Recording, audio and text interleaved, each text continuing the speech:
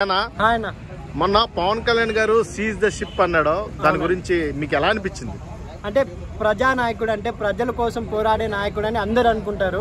అలాగే నిరూపించారు పవన్ కళ్యాణ్ గారు. మనకు తెలిసినంత వరకు ఎన్టీఆర్ గారు అండ్ డాక్టర్ వైఎస్ రాజశేఖర్ గారు వీళ్ళు డేర్ అండ్ డాష్ సీఎం గా అప్పుడు అందరి మన్నల్ని పొందారు. ఇప్పటికి కూడా మీరు చాలా ఊర్లకు వెళ్తే రాజశేఖర రెడ్డి గారి ఫోటో అండ్ ఎన్టీఆర్ గారు సీనియర్ ఎన్టీఆర్ గారి ఫోటో కంపల్సరీ ఉంటుంది.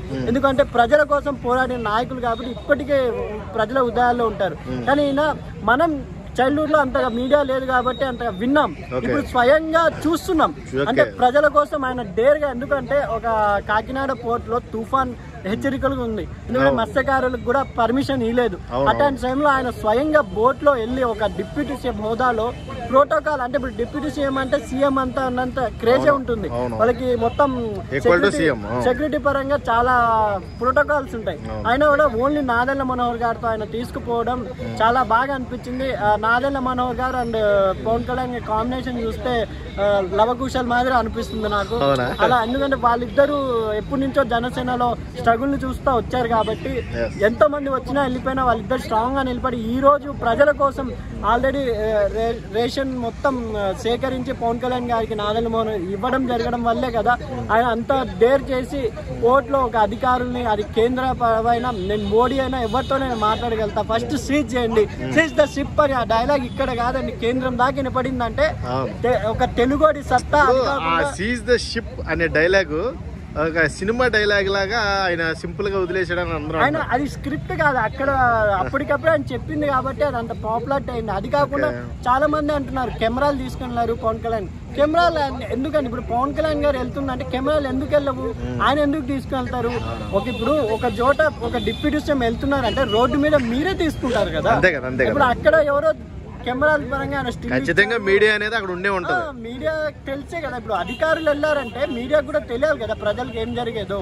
ఇప్పుడు ప్రజలకి, ఏపీ ప్రజలకి మంచి నాయకుడు వచ్చాడని చెప్పొచ్చా? 100% మంచి నాయకుడు అనే కాదు, వాళ్ళ దాంట్లో ఉన్న మినిస్టర్స్ కూడా కొంచెం భయం ఎక్కడో కలుగుతుంది. మన పనులు మనం సరిగ్గా చేయకపోతే పవన్ కళ్యాణ్ ఆడ దూరుతాడు అనే భయం అనేది కలిగింది అనేది అభిప్రాయం. ఎందుకంటే 100 days అయింది కాబట్టి, అది 150 days అయింది. ఇంకా రాబోయే రోజుల్లో 4 సంవత్సరాలు ఉన్నాయి కాబట్టి మంచి పాలన అందిస్తారేమో ఆశిస్తున్నాను.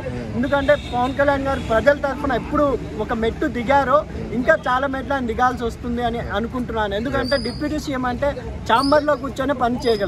ఎందుకంటే ఆయనకి అంత సత్తా ఉంది. ఆయన ఒక ఆర్డర్ ఇస్తే డీజీపీ వెళ్తాడు రంగంలో, కానీ స్వయంగా ఆయన రంగంలో దిగాడు కాబట్టి దట్ ఈస్ నాయకుడు. మనం రాజశేఖర్ రెడ్డి గారు ట్రూ లీడర్ అండి. రాజశేఖర రెడ్డి గారు అంటే నాకు చాలా ఇష్టం. ఆయన మాదిరి పవన్ కళ్యాణ్ గారు కూడా ఆంధ్రాకి మంచి పేరు చేస్తారని అనుకుంటున్నాను. మొన్న మహారాష్ట్రలో కూడా చూసుకుంటే ఆయన ఎక్కడికి కళ్యాణ్ గారు వెళ్తే బీజేపీ గెలిచింది, దాంతో కూడా సపోర్ట్ దొరకబోతుందేమో మోడీ గారిది అనుకుంటున్నాను. మన స్టేట్ లోనే కాదు, కింగ్ మహారాష్ట్రలో కూడా కింగే అంటున్నారు.